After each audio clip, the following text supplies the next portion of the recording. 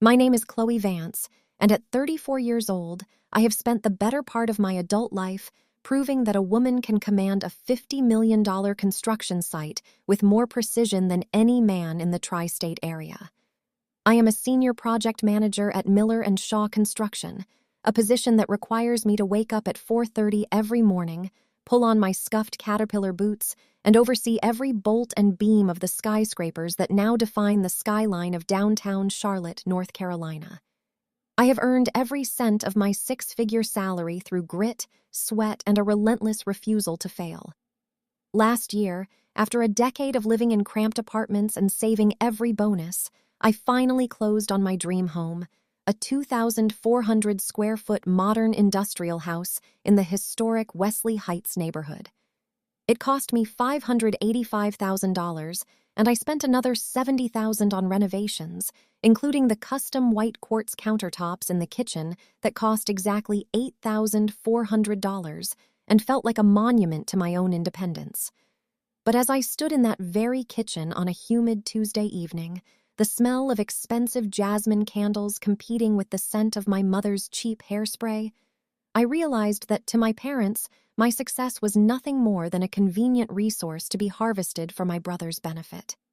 "He has 3 kids, Chloe, and you are single," my mother hissed, her voice sharp enough to cut through the quiet hum of my stainless steel Sub-Zero refrigerator. "You do not need 2,400 square feet of potential when your brother is sleeping on a pull-out sofa that is literally killing his lumbar spine." She was pacing across my hand-scraped white oak floors, her heels clicking with a rhythm that made my teeth ache. My mother, Brenda, had always been a master of the emotional shakedown, a woman who viewed my accomplishments as a personal affront to my brother's mediocrity. My brother, Marcus, was 37 and had spent his life failing upward, supported by the safety net our parents stayed busy weaving for him. He had 3 children with 2 different women, a mountain of credit card debt from trying to maintain an image of success he had never earned, and a 2018 Ford F-15. Oh, that was 3 months behind on payments. I leaned against my kitchen island, my fingers tracing the cold, smooth edge of the quartz. I could feel the familiar weight of the heavy-duty tape measure still clipped to my belt, a reminder of the 10-hour shift I had just finished at the new medical center build. I was exhausted, my shoulders tight from a day of arguing with electrical contractors and reviewing structural blueprints, yet here I was, defending my right to live in the house I bought with my own labor. "Mom, Marcus lost his job at the logistics firm because he stopped showing up," I said, my voice low and steady, a tone I usually reserved for subcontractors who tried to cut corners. It was not a layoff. It was a termination for cause. He is not a victim of the economy. He is a victim of his own laziness. And the fact that he chose to have 3 children he cannot support does not mean I am obligated to turn my guest rooms into a permanent daycare center. My father, Robert, who had been standing by the floor-to-ceiling windows overlooking my backyard, finally turned around. He was a man who took great pride in his reputation as a pillar of the community, a retired high school principal who still wore his class ring and spoke in the booming, authoritative tones of a man used to being obeyed. "Chloe, family is not a ledger of who did what," he stated, crossing his arms over his chest. "Your brother is in a crisis. He is facing eviction from that cramped 2-bedroom apartment on the south side, and the rent there is already $1,400 a month. He cannot afford it. You have 3 bedrooms and 2.5 bathrooms. It is basic math. You move into the smaller guest room, give Marcus the primary suite so the kids have space, and we can move his things in by Saturday. It is the only moral choice." I felt a cold shiver of disbelief wash over me. The primary suite was my sanctuary. I had designed the walk-in closet to hold my professional wardrobe and my collection of high-end hiking gear. The bathroom featured a soaking tub that had cost me $4,000 and was the only place I could truly relax after a week of managing high-stress construction deadlines. They weren't just asking for a place for him to stay, they were demanding I vacate my own life to accommodate his failures. "You want me to give up my master bedroom in my own house?" I asked, my voice rising just a fraction. A house that I pay a $3,200 mortgage on every month? A house where I pay $400 a month in utilities and $6,000 a year in property taxes? Marcus hasn't paid a bill in 6 months. Who is going to pay for the increased water usage, the electricity, the food for 3 children? Your father and I will help where we can, my mother said dismissively, waving her hand as if the financial reality of supporting 4 extra people was a minor detail. But you have so much, Chloe. You're a senior project manager. You make more than your father ever did. It's time you stopped being so selfish and started thinking about your nieces and nephew. Poor little Leo is sleeping on a pile of blankets on the floor. Does that not move you at all? Or has that construction site turned your heart into a block of concrete? The guilt-tripping was a practiced art form in the Vance household. For years, I had been the one who didn't need help, the one who was too strong, too independent, too successful to require the affection or support they showered on Marcus. When I graduated from Virginia Tech with honors, they spent the dinner talking about Marcus's new promotion at a car wash. When I got my professional engineering license, they were busy bailing Marcus out of a botched real estate scheme. I had become the invisible daughter, relevant only when my resources could be used to patch the holes in Marcus's sinking ship. No, I said, the word ringing out in the quiet kitchen. The answer is no. Marcus is not moving in here. He can find a cheaper apartment, or he can move back into your guest room in the suburbs. You have a 4-bedroom house in Huntersville that is completely paid off. Why isn't he moving in with you? My father's face reddened, a dark, mottled crimson that usually signaled an impending explosion. Because your mother and I have earned our peace. We are in our 60s, Chloe. We cannot have 3 toddlers running through the house at all hours. It would be too much stress on your mother's nerves. You are young, you are healthy, and you have the space. This isn't a request. We told Marcus he could start packing his U-Haul tomorrow morning. I stood up straight, my heart hammering against my ribs, but my hands remained still. You told him what? I whispered. You gave away my home without even asking me? I looked at them, really looked at them, and saw not the loving parents I had tried so hard to impress, but 2 people who viewed me as a utility, a backup plan for their favorite child. You have no right. I am changing the codes on the electronic Schlage locks tonight.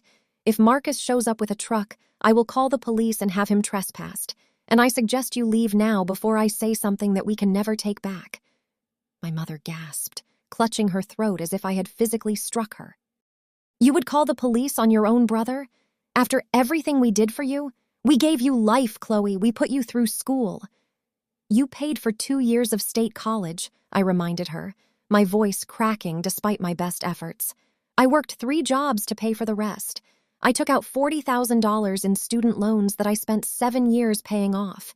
You didn't give me this life. I built it. And I will not let Marcus tear it down because he refuses to grow up. My father took a step toward me, his finger pointed at my face. You are a cold, ungrateful woman, Chloe. You'll die alone in this big, empty house with nothing but your blueprints and your pride. Don't expect us at Sunday dinner. Don't expect us for Christmas. Until you learn what it means to be a daughter, you don't have a family. They marched out of the house, the heavy mahogany front door slamming with a force that rattled the designer light fixtures in the foyer. I stood in the silence of my beautiful, expensive kitchen, the moonlight spilling across the quartz countertops I had been so proud of only an hour ago. My chest felt hollow, a cavernous ache that no amount of professional success could fill. I walked over to the sink and splashed cold water on my face, looking at my reflection in the polished chrome faucet. I saw a woman who was tired of being the anchor for a family that only wanted to drown her. But I wasn't just a daughter they could bully. I was a project manager. I lived in a world of data, evidence, and documentation. I knew how to protect a site from intruders, and I knew how to protect myself from lies. My parents thought they knew everything about me, but they had no idea that my home was equipped with a state-of-the-art 4K Nest security system, including cameras with high-fidelity microphones hidden in the common areas. They didn't know that every word of their entitled demands, every insult my father had hurled, and every manipulative lie my mother had spun had been recorded in crystal-clear high definition. I sat down at my built-in desk, opened my MacBook Pro, and began to log into the cloud storage. As the video files populated the screen, I felt a strange sense of calm. For 5 years, I had allowed them to rewrite my history, to tell the relatives that I was the difficult one, that I was the one who had turned my back on them. But the truth was right here, time-stamped and undeniable. My father was a man who preached family values at the local Rotary Club and the church vestry, a man who had just received a Lifetime Achievement Award from the school board. He had a reputation to uphold, a golden image of the wise patriarch. I watched the footage of him telling me to move into my own guest room so my brother could have my primary suite. I watched my mother call me a block of concrete. I realized then that the only way to stop the cycle was to let the light in. I wasn't going to just change the locks, I was going to change the narrative. I began to edit the clips, not to be cruel, but to be honest.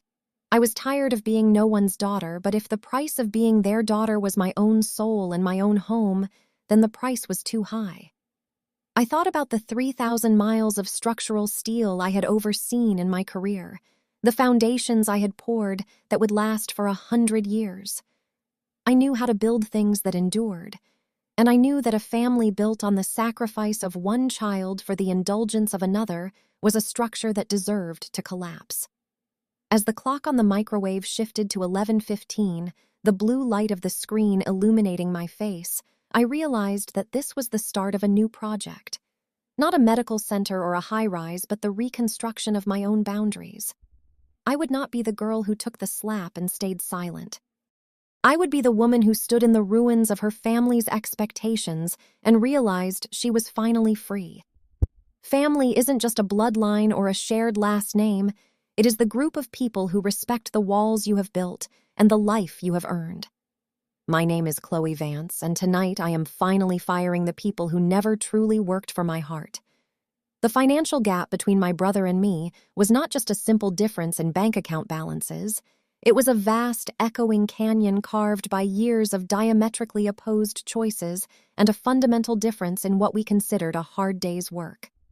Every morning when I stepped out onto my aggregate concrete driveway in the crisp air of Oak Ridge, Tennessee, I was greeted by the sight of my 2022 Ford F-150 Lightning, a $72,000 electric beast in antimatter blue that I had purchased entirely with the performance bonuses I earned by bringing 3 consecutive municipal infrastructure projects in under budget and ahead of schedule. There is a specific kind of quiet power in that truck, a hum of high-end engineering that mirrors the way I have structured my own life, built on a foundation of reliability and forward-thinking investment. In stark contrast, my 38-year-old brother, Jackson, operated in a world of perpetual automotive instability, driving whatever vehicle our parents, Arthur and Martha, happened to be leasing for him in any given month to keep him mobile enough to fail at his next endeavor.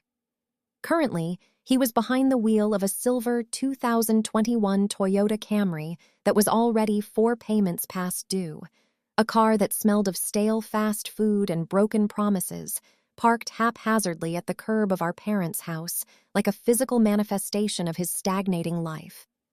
I had worked my way up to a senior project manager position through sheer exhaustion and precision, while Jackson had spent the last decade drifting through 7 different jobs in 9 years, each one ending with a dramatic story of how he was undervalued or how the management was out to get him. One of his most recent and embarrassing ventures was a self-styled luxury consultancy firm, which, upon closer inspection of the glossy business cards he had printed on our father's office account, turned out to be nothing more than a predatory multi-level marketing scheme where he tried to sell overpriced chalky protein powder and synthetic supplements from the wood-paneled basement of our parents' home. While he was downstairs dreaming of becoming a fitness mogul without ever stepping foot in a gym, I was busy closing on my 3-bedroom Cape Cod-style home right here in the prestigious hills of Oak Ridge. I bought that house for $345,000, and because I believe in starting any structure on solid ground, I put down exactly $69,000 in cold, hard cash to meet the 20% down payment requirement and avoid the unnecessary drain of private mortgage insurance. Since moving in, I haven't just lived in the space. I have fortified it and improved it with the same meticulous attention to detail I bring to a $50 million job site. I authorized a $12,450 total replacement of the HVAC system, opting for a high-efficiency train unit that keeps the interior at a perfect 68 degrees regardless of the Tennessee humidity, and I personally oversaw the installation of a $3,200 professional security grid. This system includes 6 high-definition 4K perimeter cameras, motion-activated floodlights that could illuminate a football field, and a centralized control hub that logs every single vibration of the front door.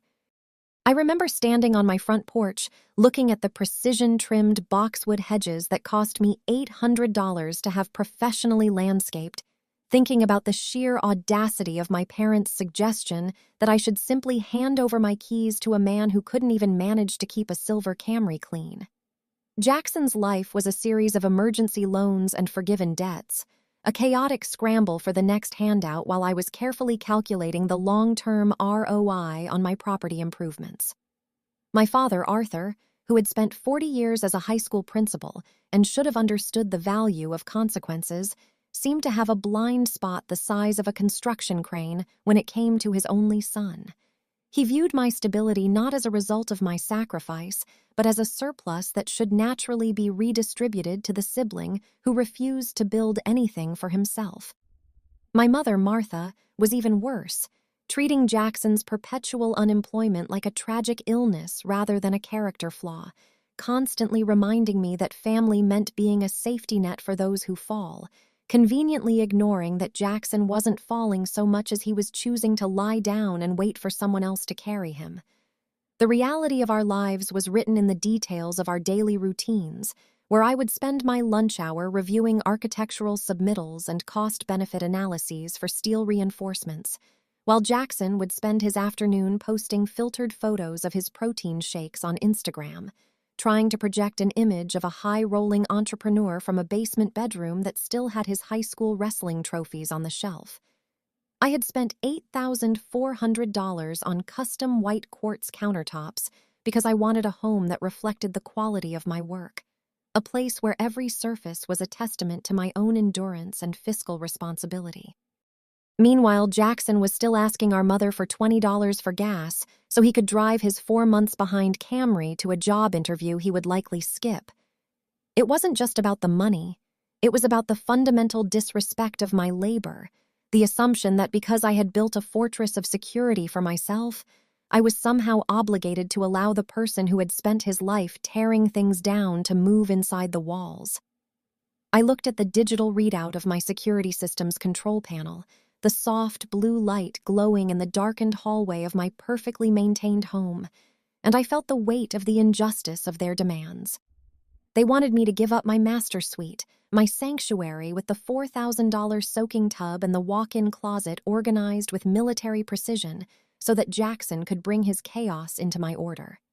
They saw my 2,400 square feet of potential as a waste because I was single, as if my lack of a spouse or children made my hard-earned peace less valuable than Jackson's self-inflicted struggles. I had spent 12 years wearing steel-toed Caterpillar boots, standing in the mud and the rain, shouting over the roar of diesel engines to make sure every beam was plumb and every bolt was torqued to spec. I had earned the right to have a guest room that stayed empty if I wanted it to have a kitchen that remained clean, and to have a life that wasn't constantly being disrupted by the latest crisis in Jackson's endless cycle of failure. The 20% cash down payment I had carefully saved for half a decade wasn't just money. It was 5 years of saying no to vacations, 5 years of driving a used sedan until I could afford the Lightning, and 5 years of proving that I didn't need anyone's help to build a legacy. When my mother hissed those words about the lumbar spine of my brother being ruined by a pull-out sofa, she wasn't just advocating for his comfort. She was attempting to pickpocket my dignity. She wanted me to feel guilty for the fact that my brother's life was a shambles, as if my success was the direct cause of his failure rather than the result of a work ethic he had never bothered to develop. My father stood there in his pressed khakis and his retirement community polo shirt, looking at my high-end appliances and my designer lighting fixtures with an expression that said he felt I had too much, that I was hoarding my own achievements. He didn't see the 16-hour days I spent on site during the foundation pours, or the nights I spent awake with a calculator and a spreadsheet, agonizing over every line item of my mortgage. To them, my house was just a piece of real estate they felt entitled to distribute, a charity ward for the golden son who had never once been asked to pay his own way. But I knew the value of every square inch of those white oak floors, and I knew that if I let him in, he wouldn't just be sleeping in my guest room. He would be bringing the rot of his entitlement into the very heart of the life I had built, and I was prepared to use every one of those $3,200 worth of security sensors to keep my world from being dismantled by the people who were supposed to be the ones protecting it.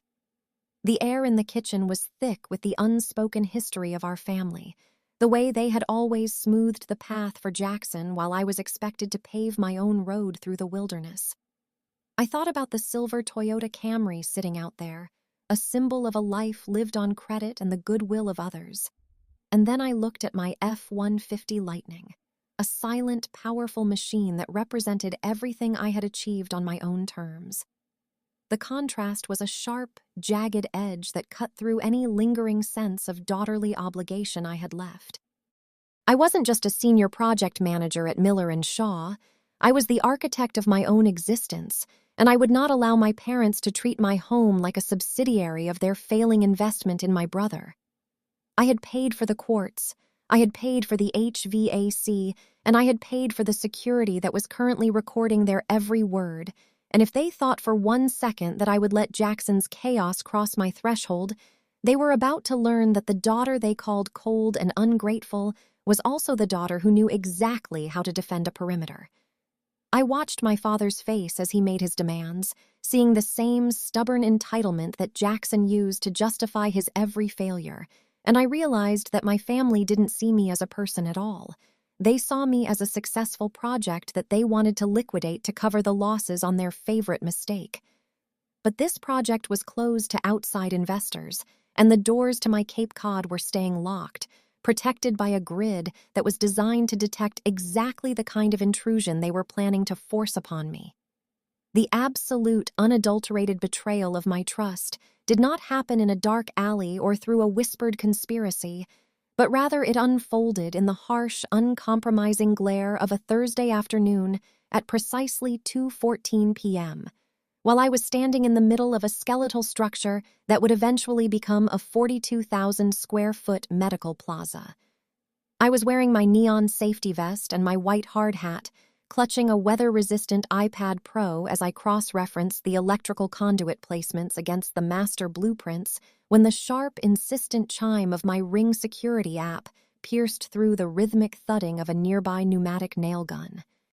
I pulled the device from my pocket, expecting to see a delivery driver or perhaps a neighbor's stray cat.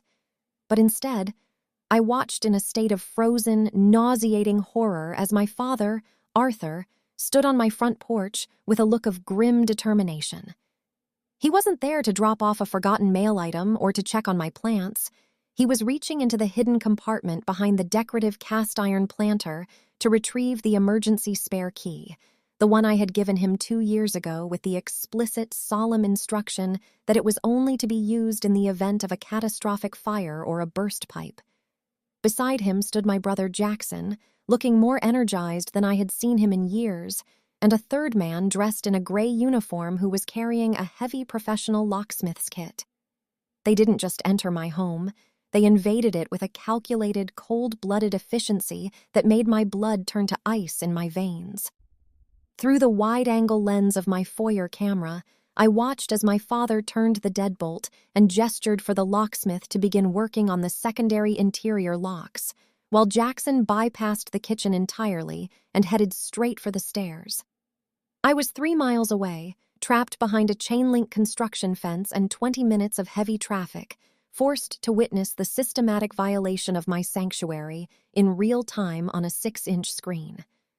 Jackson spent the next 18 minutes conducting a predatory tour of my master suite, moving through my private spaces with a sense of entitlement that was physically revolting to watch. He wasn't just looking around.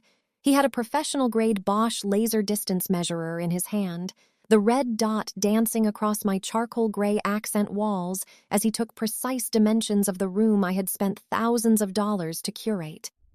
He stood in the center of my walk-in closet, the one I had custom-fitted with floor-to-ceiling cedar shelving for my professional wardrobe and my collection of leather boots, and I could hear his muffled voice through the high-fidelity microphone of the camera as he pointed out where his television would go and how my built-in vanity was a waste of space that he would likely tear out to make room for his weight bench. While Jackson was measuring the footprint of my piece, my mother, Martha, appeared in the frame of the living room camera, carrying a sheet of neon green circular stickers she must have picked up at an office depot on the way over. With a chilling domestic casualness, she began walking through my open-concept living area, placing these reserved stickers on my mid-century modern furniture as if she were marking items at a liquidation sale or an estate auction for a woman who was already dead. She slapped one onto the corner of my $4,500 velvet sofa from West Elm, another on the walnut sideboard I had imported from Denmark, and a third on the framed architectural sketches of the bridge project that won me my first industry award. They were treating my life's work, every physical manifestation of my 12 years of grueling labor and 60-hour work weeks, like a warehouse of free goods meant to be redistributed to the son who had never even managed to pay a utility bill on time. The most agonizing part of the entire ordeal was the sound of their laughter, a light, conversational sound that floated through my empty house as they discussed my displacement. I heard my mother chuckle as she smoothed a sticker down onto my dining table, her voice crystal clear through the Nest Hub. "Chloe won't even notice the guest room is gone once we get her moved in there," she said, her tone dripping with a terrifying kind of maternal delusion that reframed her theft as a form of helpful organization. "She'll be so busy with that big hospital project that she'll probably thank us for taking the burden of all this extra space off her hands. And besides, Jackson needs the primary suite because he has the kids on the weekends and he needs to feel like the man of the house again to get his confidence back." I watched Jackson emerge from my bedroom, a smug, oily grin on his face as he pocketed the laser measurer and leaned against the doorframe of the room I had worked a decade to afford. "This is perfect," he told our father, who was currently paying the locksmith $150 in cash to rekey the bedroom door so that I wouldn't be able to enter my own sleeping quarters. "Once I get my desk in here and we move her clothes to the basement or the small room, I can really start focusing on that new crypto consultancy venture I was telling you about. It's about time things started going my way, and I think Chloe is finally realizing that family comes first." I stood there in the mud of the construction site, my knuckles white as I gripped my iPad, my breathing coming in shallow, ragged bursts of pure adrenaline and heartbreak.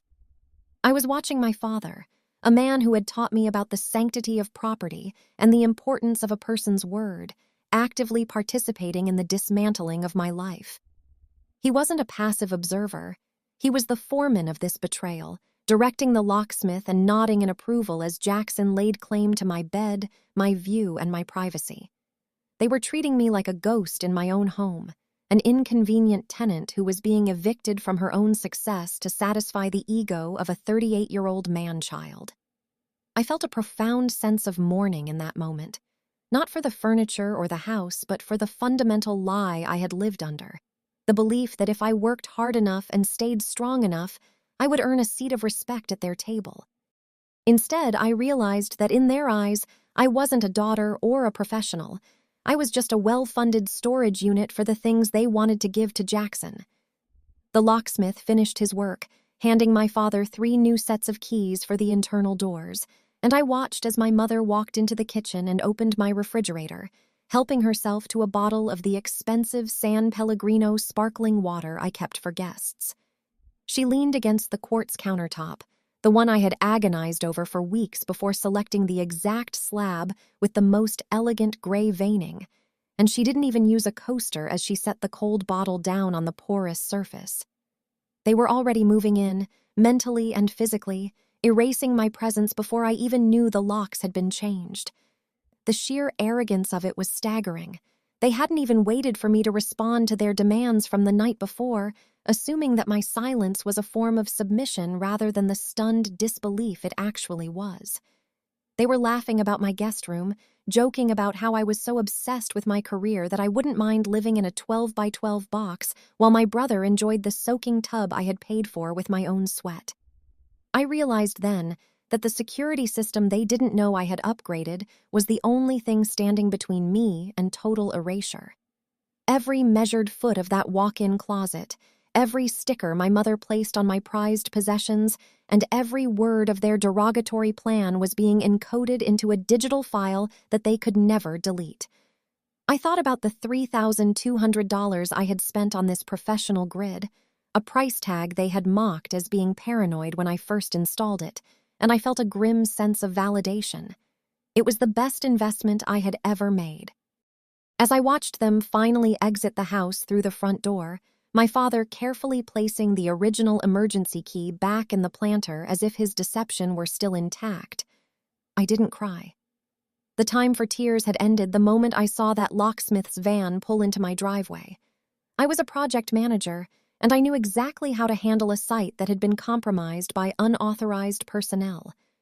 I looked down at the iPad in my hand, the screen reflecting the high-visibility yellow of my vest, and I began the process of locking down every digital access point I owned.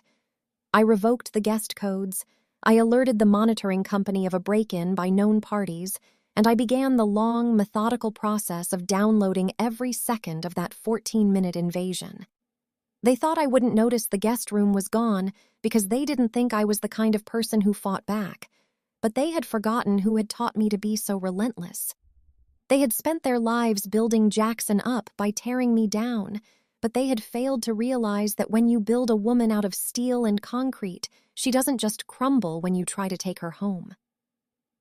I stood in the center of that unfinished medical plaza, surrounded by the raw potential of a building that would save lives, and I felt a cold, sharp clarity.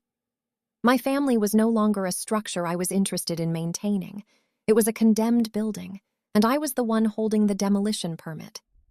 The betrayal was complete, the evidence was secured in 4K resolution, and as the clock on my watch ticked to 2:45 p.m., I knew that the Chloe Vance they thought they could bully was gone, replaced by the woman who was about to show them exactly what happens when you try to liquidate a life that was never for sale. That night, the silence in my living room was not the peaceful sanctuary I had spent years paying for, but rather a heavy, suffocating vacuum that seemed to press against my eardrums with the weight of a collapsing structure. I sat on my West Elm velvet sofa in total darkness, refusing to turn on the recessed LED lighting because I didn't want to see the neon green reserved stickers my mother had slapped onto my furniture like labels on a carcass. The air in the house was stagnant, yet I could still detect the faint, cloying scent of my mother's Chanel No. 5 lingering near the entryway, a floral violation that felt like a physical stain on the air I breathed. Every time a car drove past my house on our quiet Oak Ridge street, the headlights would sweep across the walls, momentarily illuminating the outlines of my mid-century modern pieces and making the green stickers glow with a predatory light. I felt like a stranger in my own skin, a woman who had built a fortress only to realize she had handed the keys to the very people who wanted to dismantle it from the inside out.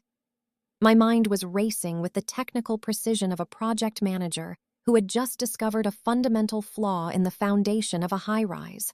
I wasn't just angry, I was analytical, and that made me dangerous. I pulled my MacBook Pro onto my lap, the cool aluminum casing chilling my thighs, and the bright glow of the Retina display cut through the darkness like a surgical blade.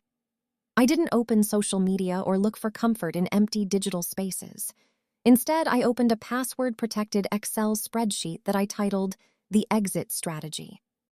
This wasn't a new habit for me, as I have always lived my life by the numbers, calculating the stress load of steel beams and the interest rates of my investments with the same cold objectivity. On the left side of the sheet, I began to itemize 34 years of being the reliable one, the daughter who never asked for a dime, the one who stayed silent while her brother's car payments were covered by my parents' retirement fund. I typed out the dates of every milestone they had missed because they were busy managing Jackson's latest crisis, and I listed the exact dollar amounts of the gifts they had showered on him while I received a $50 Amazon gift card and a lecture on how I should be grateful for my own success. It was a ledger of emotional and financial neglect, a column of zeros where their support should have been, contrasted against the relentless upward trajectory of my own career and the 60-hour weeks I spent in the mud of construction sites to ensure I would never have to rely on them. On the right side of the spreadsheet, I began to calculate the raw power of my current position, listing the $212,000 in total equity I had built in this Cape Cod home through my 20% down payment and the aggressive principal-only payments I made every quarter. I noted the legal right I possessed as the sole owner on the deed to exclude anyone I chose from my property, a right backed by the Oak Ridge Police Department and the $3,200 security grid that was currently backing up the 4K footage of my father's trespass to a secure cloud server. I looked at the numbers and saw a woman who was no longer a victim of a family dynamic, but a landlord who was being asked to provide free housing to a tenant who had already broken the lease of basic human decency. I realized then that my parents didn't see a daughter who had reached the pinnacle of her profession. They saw a resource, a well-funded safety net they didn't have to pay for, and a solution to the 38-year-old problem they had spent decades creating. They saw my 2,400 square feet of potential as their own personal annex, a place to dump the consequences of their failure to raise a functional son. I spent 3 hours that night reviewing the footage of them in my house, watching it over and over again until the shock was replaced by a cold, mechanical resolve.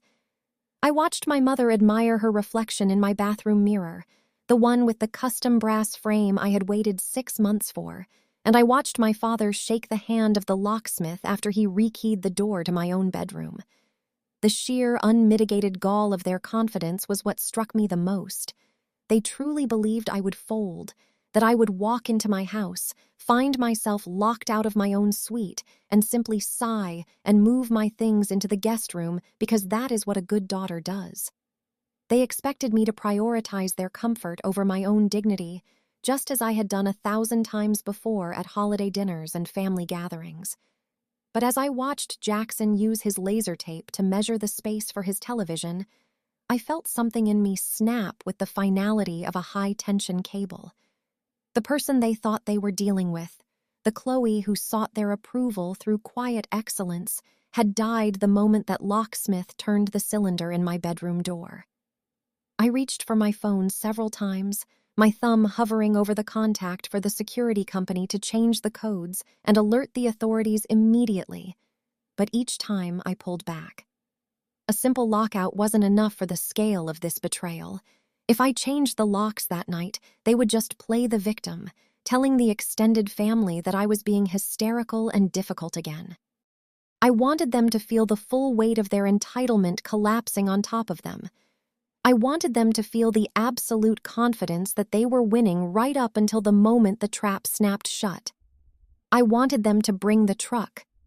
I wanted them to load Jackson's meager belongings into a U-Haul, to spend the gas money, to exert the physical labor of moving his life into a house he would never inhabit. I wanted there to be no ambiguity about their intentions, no way for them to spin a story where they were just stopping by to check on me. By letting them proceed with their plan, I was allowing them to provide all the evidence I would ever need to justify cutting them out of my life forever. I spent the rest of the night in a state of hyper-focus, drafting a formal trespass notice and saving it as a PDF on my desktop, alongside the exported video clips of the afternoon's invasion. I looked up the current rates for private security details in the Oak Ridge area, noting that for $500, I could hire an off-duty officer to sit in my driveway on Saturday morning when they planned to arrive. I calculated the cost of the damage they had already done, including the $150 my father paid to compromise my locks and the potential scratches on my white oak floors from their heavy-footed tour. My mother's Chanel No. 5 was finally starting to dissipate, replaced by the smell of the rain that was beginning to lash against the windows, a storm moving in from the mountains that felt like an omen of the confrontation to come. I sat there in the dark, my laptop the only source of light in the room, and I felt a strange, icy peace. I was a project manager. I knew how to handle delays, I knew how to handle budget overruns, and I certainly knew how to handle unauthorized personnel on a restricted site. They thought I was weak because I was single, as if the absence of a husband meant I lacked the spine to defend my borders. They thought my house was a waste because it was filled with the things I loved rather than the people they wanted to force upon me. But they were about to learn that a woman who can manage a $50 million medical plaza development is a woman who knows exactly how to protect her primary investment. I wouldn't change the locks tonight because I wanted the satisfaction of watching their faces when they realized that the emergency key my father had stolen was now useless, and the daughter they called selfish was actually the only person in the family with enough self-respect to say no. I imagined the silver Toyota Camry and the U-Haul pulling into my aggregate driveway, the sound of the diesel engine idling while Jackson jumped out with a grin, thinking he had finally found a way to live for free. I imagined my father's shock when his new key wouldn't even fit the lock I planned to replace on Friday evening at the very last minute. I was tired of being the anchor that kept their sinking ship from drifting, and I was ready to cut the line and watch them go under. My name is Chloe Vance, and while my mother thinks I am a block of concrete, she is about to find out that concrete is the foundation of everything that lasts, and it doesn't give an inch when you try to push it. I closed my laptop at 4 a.m, the Excel sheet saved and backed up, and I walked up the stairs to the bedroom I would only have for one more night before I temporarily moved my valuables to a secure storage unit as a precaution.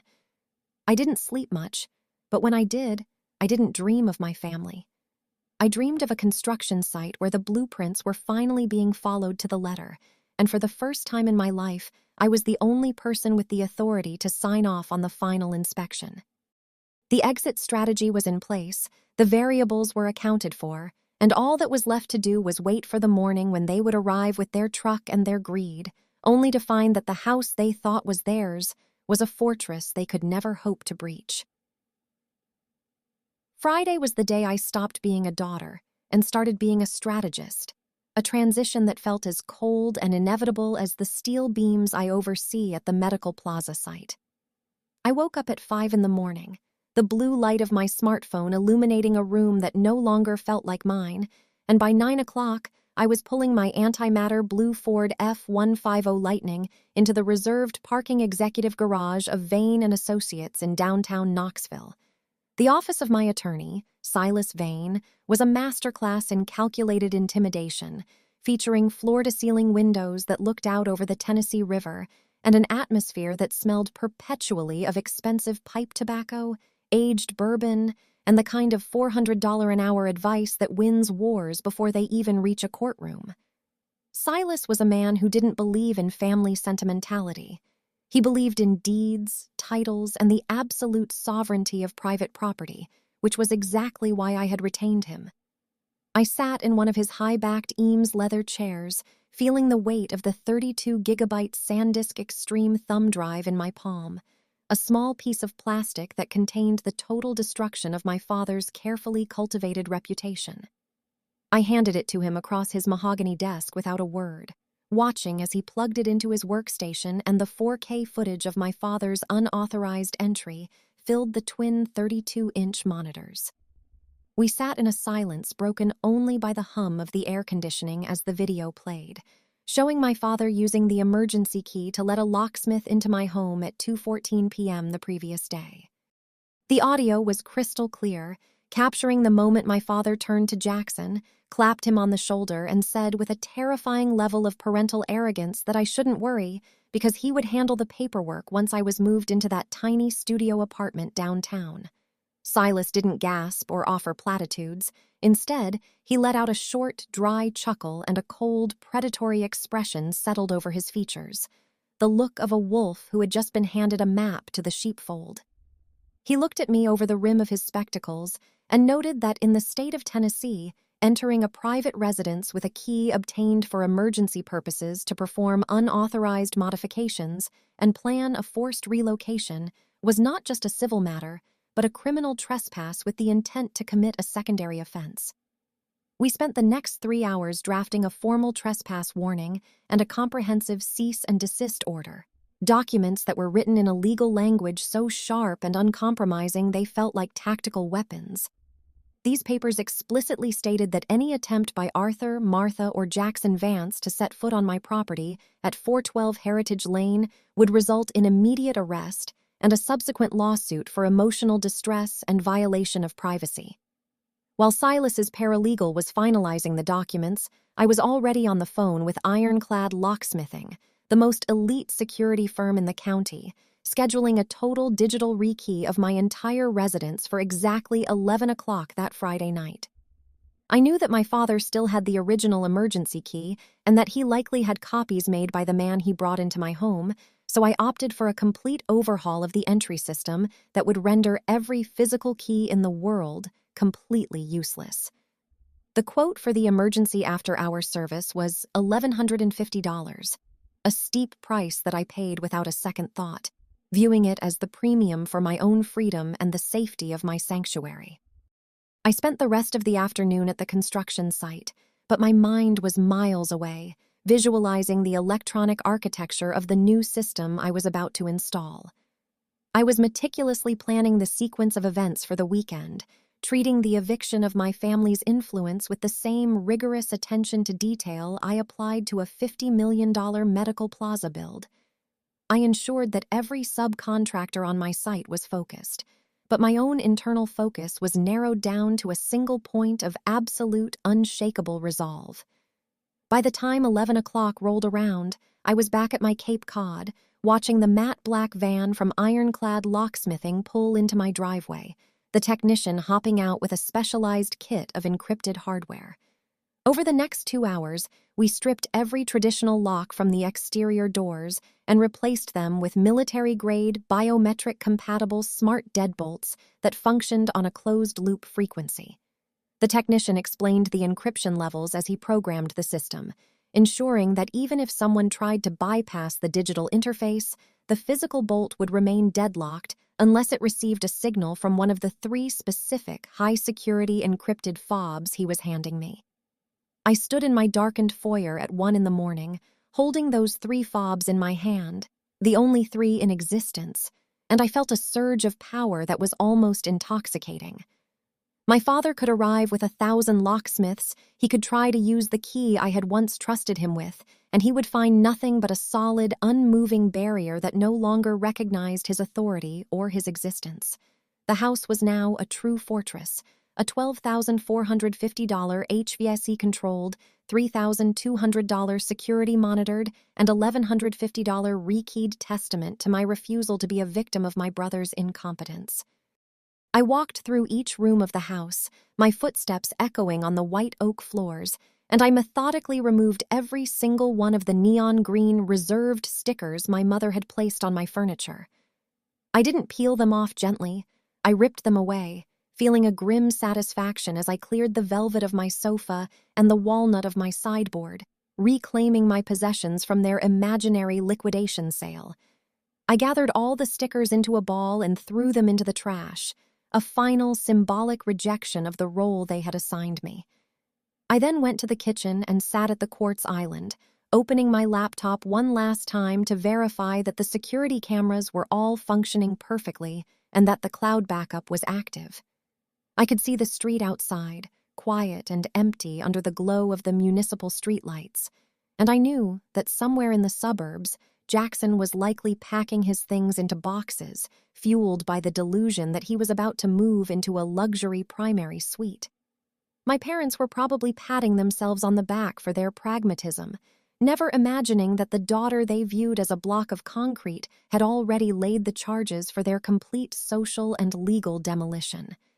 The financial investment I had made today, the attorney's fees, the locksmith, the loss of productivity, totaled nearly $3,000. But to me, it was the best money I had ever spent, a necessary cost of doing business with people who didn't understand the concept of boundaries. I looked at the 3 fobs sitting on the quartz, their small LED lights blinking a steady, reassuring green, and I knew that the cycle of being the reliable one was officially broken. Tomorrow morning, they would arrive with their U-Haul and their expectations, and they would find a door that wouldn't open and a daughter who was no longer interested in hearing their excuses.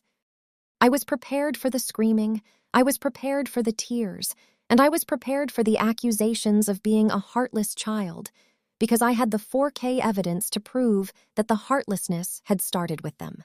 My name is Chloe Vance, and as I finally lay down in my master suite, the room they tried to steal from me, I felt a sense of peace that was deeper than any sleep I had had in years. I had the keys, I had the law, and I had the truth, and in the world of high-stakes construction and high-stakes family drama, those are the only 3 things that truly matter when you are building a life worth living. I realized that the scent of my mother's perfume was finally gone, replaced by the clean, neutral smell of the new electronic components and the faint ozone of the cooling rain outside. I had successfully purged the intrusion from my physical space, and now all that remained was the final confrontation where the reality of my independence would collide with the fantasy of their entitlement. I thought about the silver Toyota Camry that was 4 payments behind and the 2022 Ford F-150 Lightning sitting in my garage, and the gap between those 2 vehicles felt like the distance between 2 different species of humans. I was no longer afraid of their disappointment, because I had finally realized that their approval was a currency that had been devalued to 0 by their own actions. I closed my eyes, listening to the hum of the train HVAC system and the silent vigilance of the ironclad locks, knowing that for the first time in my 34 years, I was the only person who had permission to be inside my own heart. The stage was set, the professionals had done their work, and as the clock moved toward the dawn of Saturday, I was ready to watch the structure of my family's lies collapse under the weight of their own greed, leaving me standing exactly where I belonged, in the center of the life I had built, block by solid, unshakable block. Saturday morning arrived with the heavy, low-frequency rumble of a 20-foot U-Haul truck that vibrated through the very floorboards of my front porch at precisely 9:02 a.m., shaking the quiet air of my Oak Ridge neighborhood like an approaching storm. I stood behind the sheer curtains of my living room window, my pulse steady and my mind operating with the cold, calculated precision of a structural engineer overseeing a controlled demolition. I watched through the high-definition lens of my perimeter cameras as Jackson swung the massive white and orange rental truck into the curb, his face split by a wide, entitled grin while he wore a faded World's Best Dad t-shirt that he had certainly never earned through actual sacrifice or consistent presence in his children's lives. Directly behind him, my father's obsidian black 2023 Cadillac Escalade pulled up with an air of unearned authority, ignoring the street parking and choosing instead to pull halfway into my aggregate concrete driveway, effectively blocking my 2022 Ford F-150 Lightning inside the garage. It was a tactical maneuver designed to signal their occupation of my space, a physical manifestation of the boundary violations they had been practicing for my entire 34 years. The invasion began with a chaotic lack of respect for the property I had spent $12,450 upgrading just to ensure its longevity and aesthetic integrity. Jackson hopped out of the driver's seat and immediately threw open the rear rolling door of the U-Haul, the metal clattering with a jarring industrial screech that echoed off the neighboring houses. Without even checking to see if I was home or awake, he and a friend I didn't recognize began dragging out a stained beige microfiber sectional sofa that smelled of old cigarettes and neglect, slamming it down onto my pristine, professionally manicured fescue lawn. They followed it with a haphazard pile of plastic storage bins and cardboard boxes overflowing with mismatched toys, several of which spilled out and rolled across my walkway like debris from a shipwreck. I watched as my mother, Martha, stepped out of the passenger side of the Escalade, dressed in a floral summer dress and carrying a cardboard tray containing 4 expensive Starbucks lattes, her expression one of forced, manic cheer as if she were hosting a festive housewarming party rather than facilitating a hostile takeover of her daughter's life. I didn't wait for them to reach the doorbell because I had no intention of allowing their energy to cross my threshold ever again. I stepped out onto the porch, the heavy mahogany door clicking shut behind me with the finality of a vault, and the morning sun caught the rugged texture of my charcoal gray Carhartt jacket, a garment built for the grit of a $50 million medical plaza build. I stood there with my feet planted shoulder-width apart, my steel-toed caterpillar boots feeling heavy and grounded against the wood of the porch, and I wore a look of such absolute granite-melting coldness that even the humid Tennessee air seemed to drop several degrees in my immediate vicinity. In my right hand, I held a thick manila folder embossed with the official blue and gold seal of the Oak Ridge Police Department, a document that represented the $3,000 I had spent on legal fees and security upgrades over the last 48 hours. "Morning, Chloe," my mother chirped, her voice hitting a high, artificial note as she reached the bottom step of the porch and held out one of the lattes toward me. "We figured you'd be up and ready to help us get Jackson settled into the suite. I got you a caramel macchiato, extra shot, just the way you like it for those long days on the job site." She acted as if the conversation on Tuesday hadn't happened, as if the locksmith my father had hired hadn't violated my privacy, and as if they weren't currently littering my yard with the wreckage of Jackson's failed adulthood. She didn't look at my face, choosing instead to focus on the tray in her hands, her eyes darting nervously toward the front door, which she clearly expected to be unlocked. My father, Arthur, stepped up beside her, jingling a set of keys in his hand. The keys, he thought, still controlled my world. "Let's get a move on, Chloe," he commanded in that booming principal's voice that had cowed me for 2 decades. "We've got the heavy furniture first, so clear out that walk-in closet of yours and move your professional gear into the guest room immediately. We need to get the kids' beds set up before noon because I have a tea time at the country club at 2, and I don't want to spend my whole Saturday doing manual labor for a daughter who can't even offer her brother a hand." He started to move toward the stairs, his chest puffed out with the arrogance of a man who believed his word was the final law in any house his children occupied. "Stop right there," I said, my voice not loud but carrying a resonant, vibrating authority that cut through the sound of Jackson dragging a box of kitchenware across the pavement.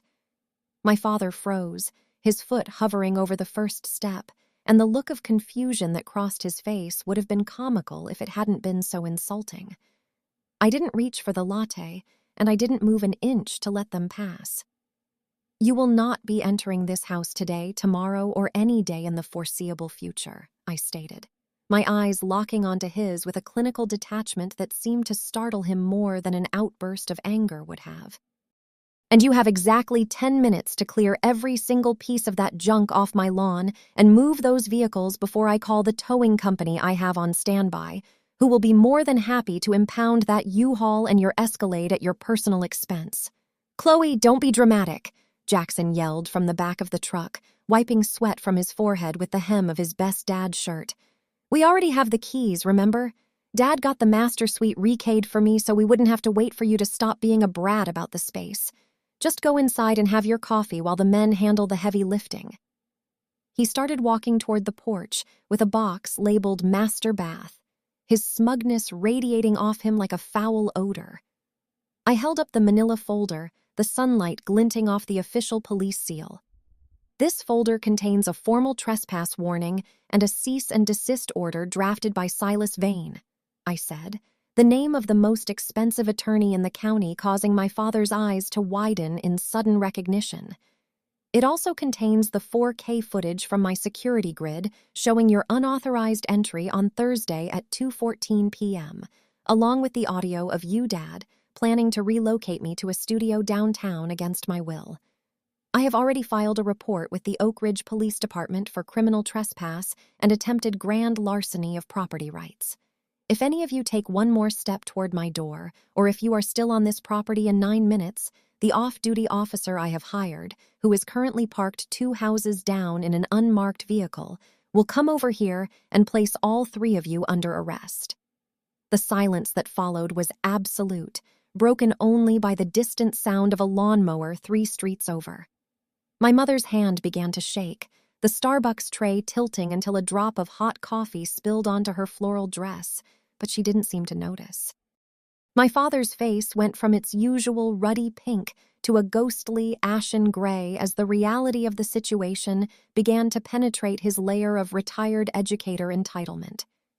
He looked at the electronic deadbolt on the door, then back at the keys in his hand, and I watched as he realized that the $1,150 ironclad locksmithing system I had installed at midnight had rendered his deception completely impotent.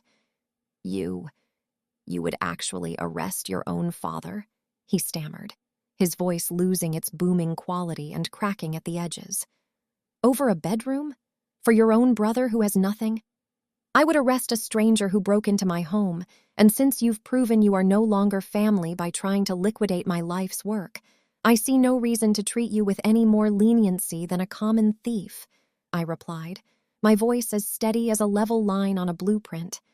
"I spent 12 years building this life in steel-toed boots while you were busy subsidizing Jackson's laziness, and I will be damned if I let your golden boy rot out the foundation of my home just because you're too tired to deal with the consequences of your own parenting. You have 8 minutes left." Jackson dropped the box he was carrying, the sound of breaking glass echoing through the driveway as he stared at me in disbelief. "You're a monster, Chloe. Those are your niece's toys you're talking about. You're going to let children sleep in a truck because you're too selfish to share a few rooms?" He tried to summon the old guilt, the familiar weapon they had used to keep me in line for 30 years, but it bounced off my Carhartt jacket like a pebble off a skyscraper. "The children are sleeping in a truck because their father is a 38-year-old failure who can't keep a job or pay for a silver Camry," I countered, stepping down one single stair to close the distance between us. "Don't you dare use those kids to justify your theft of my security. If you cared about them, you'd be working a double shift instead of trying to squat in my house. Now move the sectional, move the boxes, and get that Escalade out of my sight before the officer decides he's waited long enough." I stood there, a senior project manager who had managed 500 men on a high-rise site, and I watched as the hierarchy of my family was dismantled in real time. My father, the great patriarch, slowly turned around and started picking up the boxes of toys, his shoulders slumped in a way I had never seen before. My mother was weeping silently, the Starbucks lattes forgotten on the bottom step, while Jackson began frantically shoving the stained sectional back into the U-Haul, his bravado completely evaporated. I didn't feel joy, and I didn't feel regret. I felt the profound, clean relief of a project that had finally reached its completion.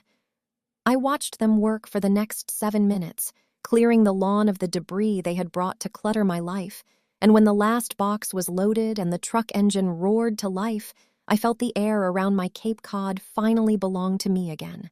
My name is Chloe Vance, and as I watched the U-Haul and the Escalade disappear around the corner of Heritage Lane, I realized that family isn't the people who share your blood. It's the people who respect the walls you've built and the life you've earned. I walked back inside, the ironclad lock clicking shut behind me, and for the first time in my life, I was the only person who held the keys to my future.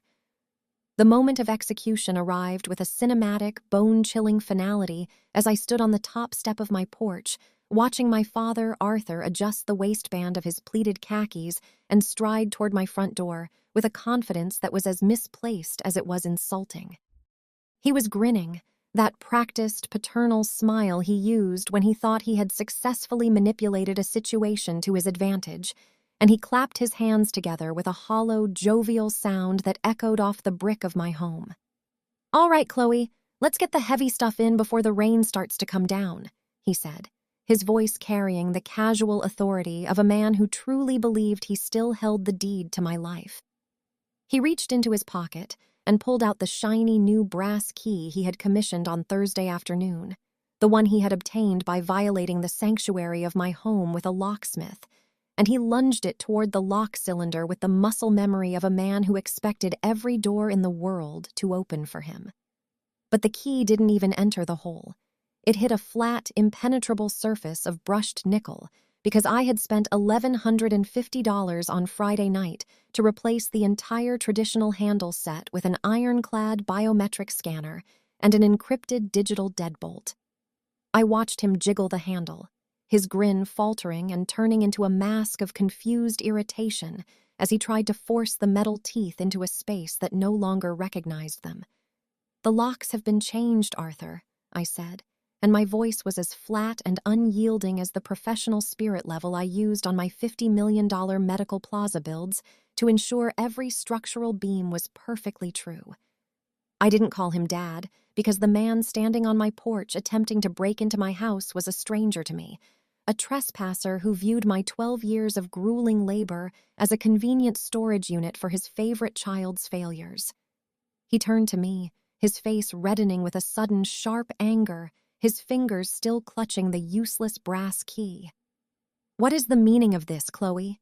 he demanded, his voice rising to that booming, performative volume he used to maintain order in his high school hallways.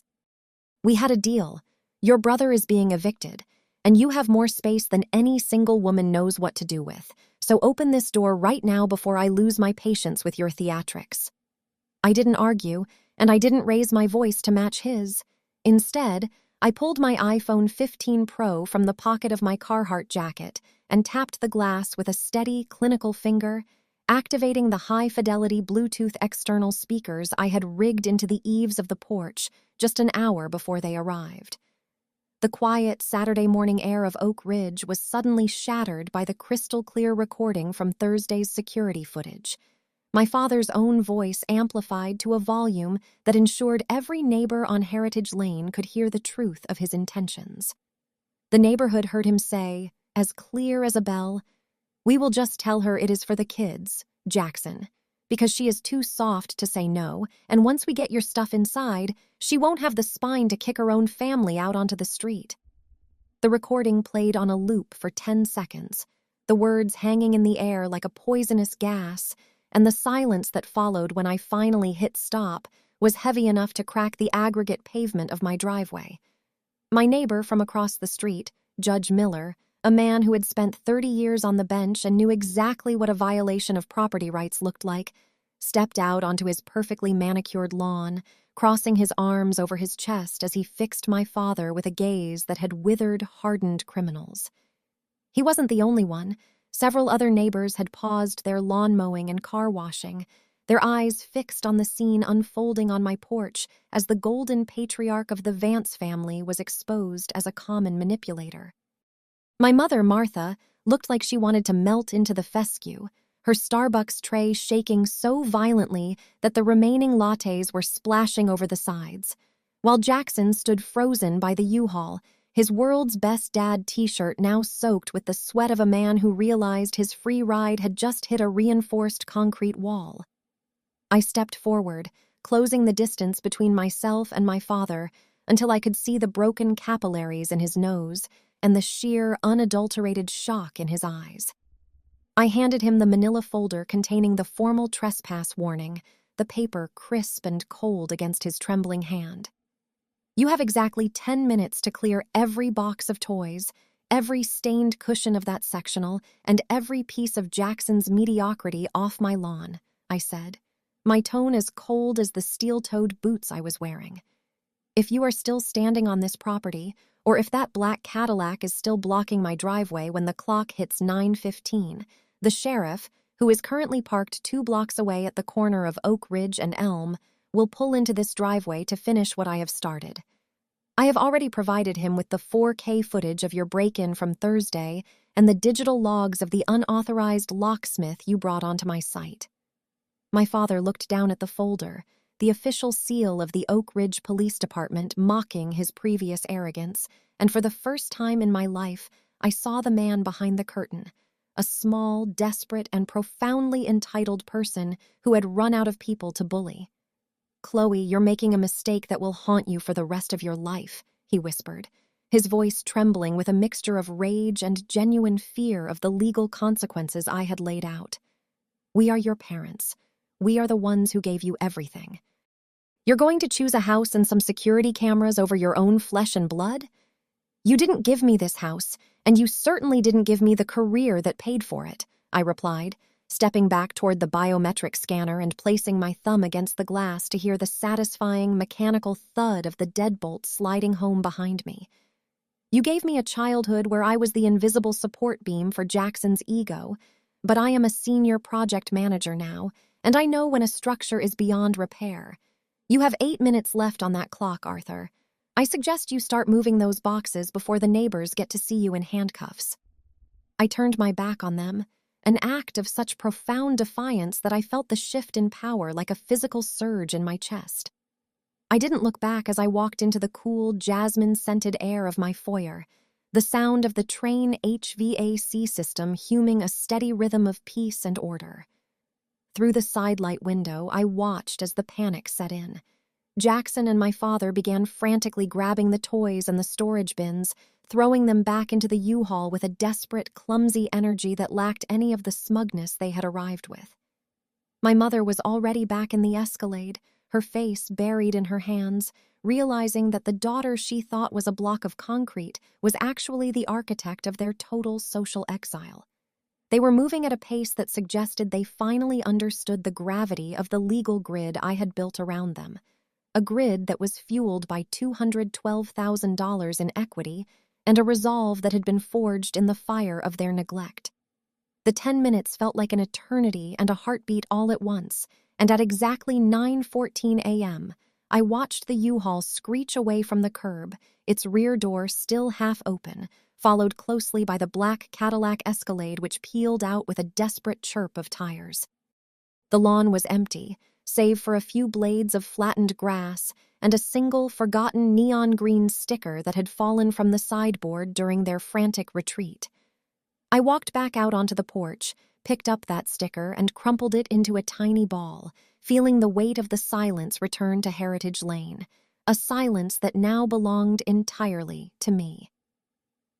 Judge Miller gave me a sharp, respectful nod from across the street before returning to his house, and I knew that by noon, the story of how Chloe Vance defended her home would be the only thing anyone in the neighborhood was talking about.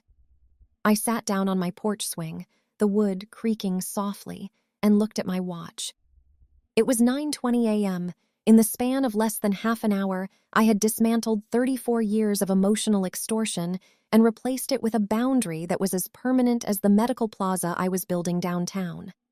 I had spent $3,000 to ensure this outcome, and as I looked at my pristine lawn and my secure biometric door, I knew it was the most profitable investment I would ever make. My father had thought I was too soft to say no, but he had failed to realize that the softest materials in nature are often the ones that can withstand the most pressure before they finally, irrevocably, harden into something that cannot be broken. The rain they had been so worried about finally began to fall, a light, cleansing mist that washed away the scent of Jackson's stained sofa and my mother's cloying perfume. I sat there in my Carhartt jacket, feeling the cool moisture on my skin, and I realized that for the first time in my adult life, I didn't have to be the reliable one for anyone but myself.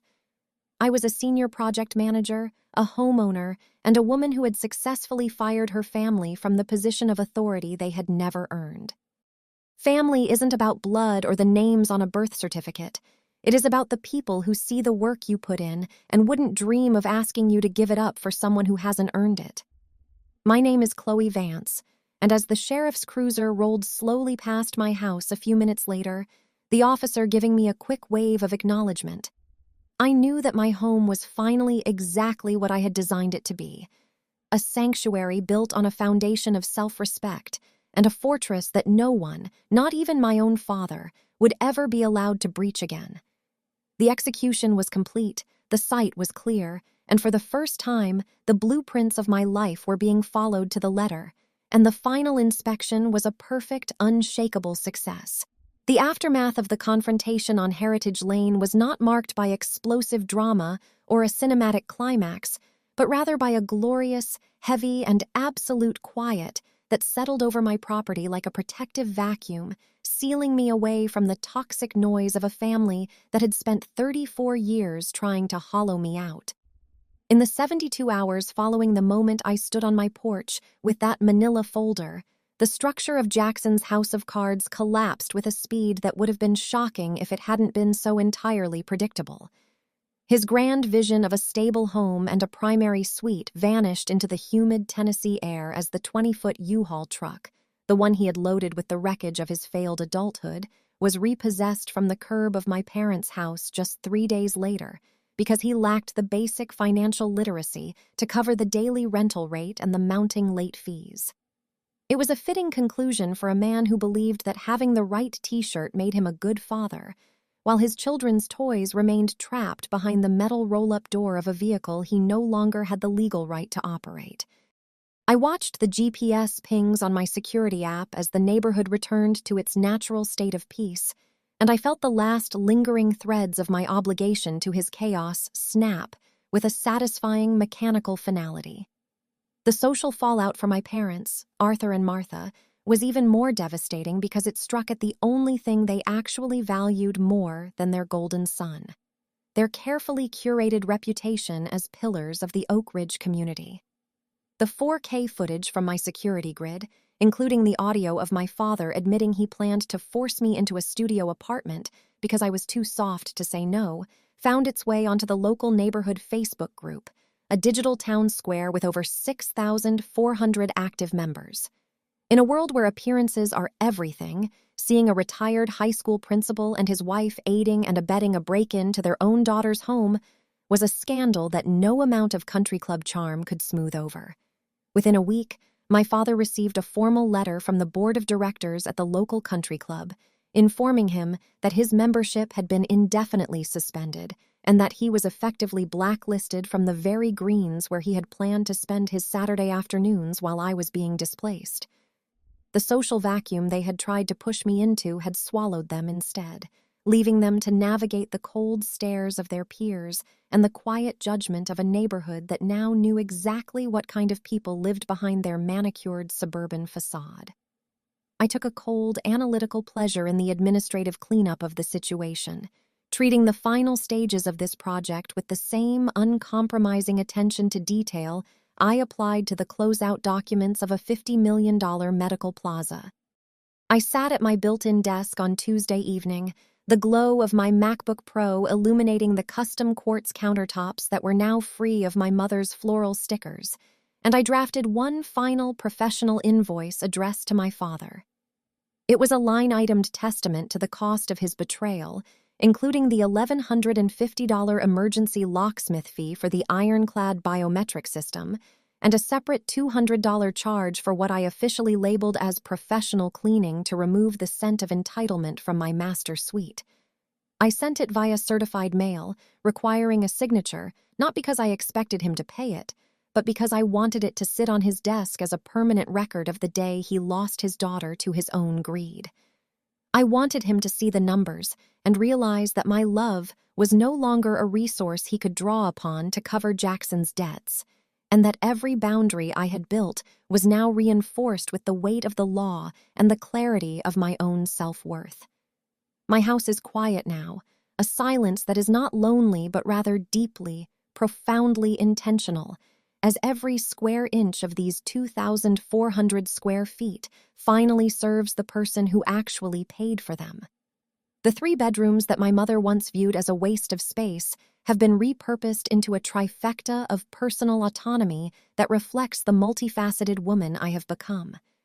The first is my high-tech home office, where the architectural blueprints of my future projects are spread across a reclaimed wood drafting table, and the only voices allowed inside are those of the contractors and engineers who respect my professional authority. The second has been transformed into a state-of-the-art home gym, equipped with a Peloton bike and a full rack of free weights, a place where I build the physical strength that mirrors the mental fortitude I use to defend my front porch. The third bedroom, The one they tried so desperately to claim for a man who couldn't even manage a silver Toyota Camry, is now my sanctuary. A minimalist guest room that stays empty by choice, a physical manifestation of the fact that I no longer feel the need to fill the gaps in my life with the broken pieces of other people's failures. Every time I walk past the biometric scanner on my front door, I am reminded of the $1,150 that bought me the right to breathe my own air without the cloying scent of my mother's Chanel No. 5 or the weight of my father's expectations.